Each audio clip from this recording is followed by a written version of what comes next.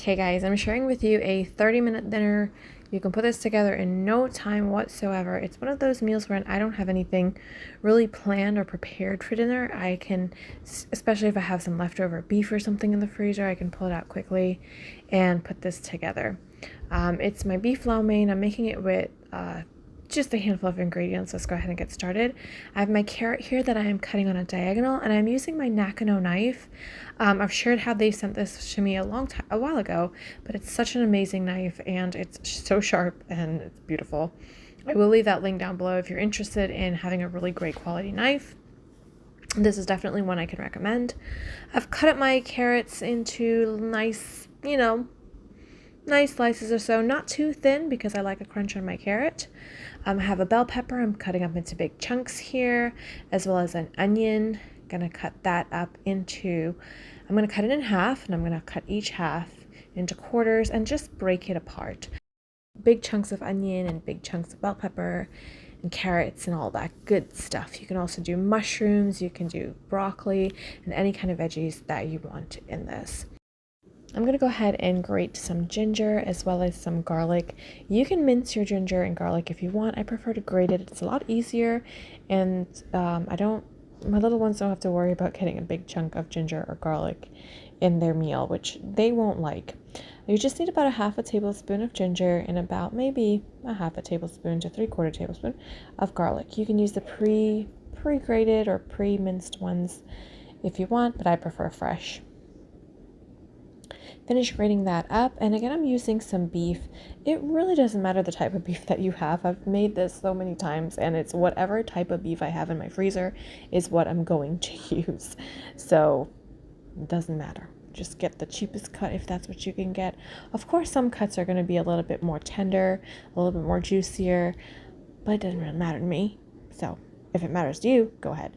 I had this piece of beef in my freezer, so I was just going to use that up, and I'm cutting it into about a 1/4 of an inch thick slices, and I'm cutting with, because you can see this is a bit thicker, so I like it to be about a 1/4 of an inch thick and about an inch wide or so.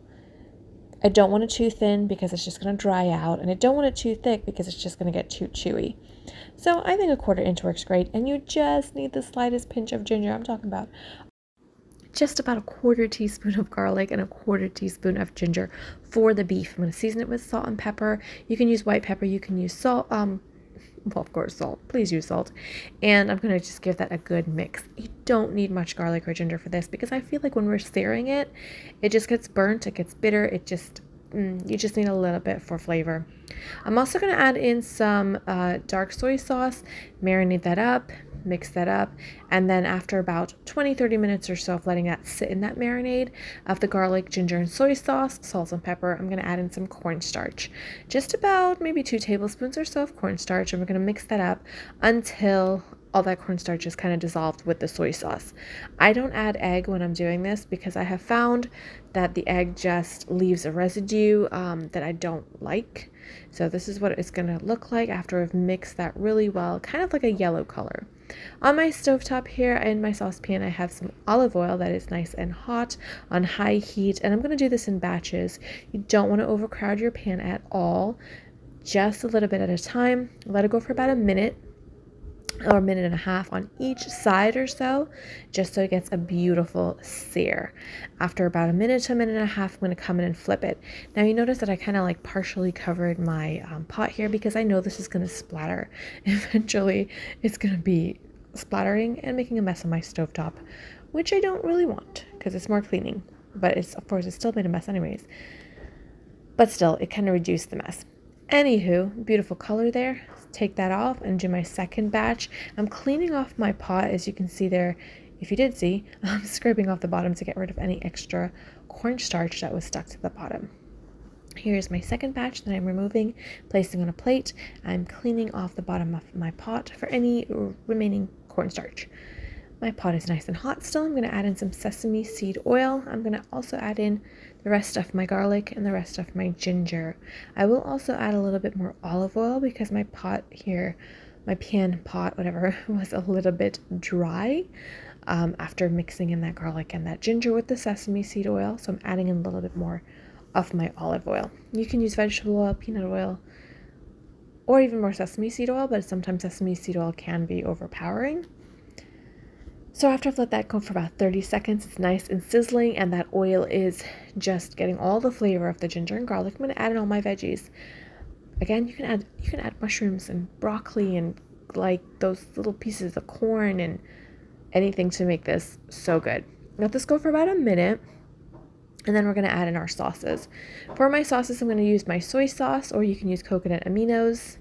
I'm also going to use hoisin sauce, sweet chili sauce, and a lot of times I will use oyster sauce as well for this, but I didn't use it today, but you can definitely use it if you have it and if you want to.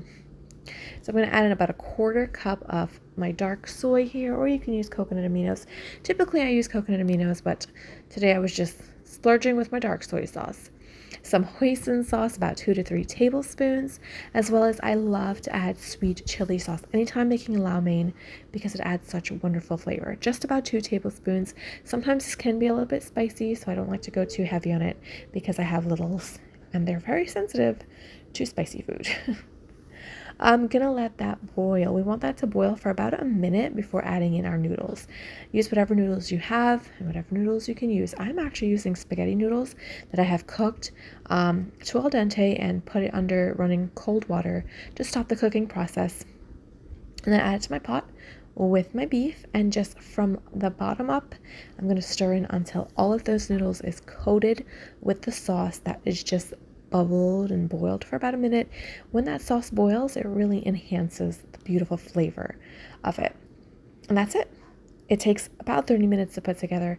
If you're in a pinch and a pickle like I was, like, I don't know what I'm making for dinner, got my beef, put this together in no time.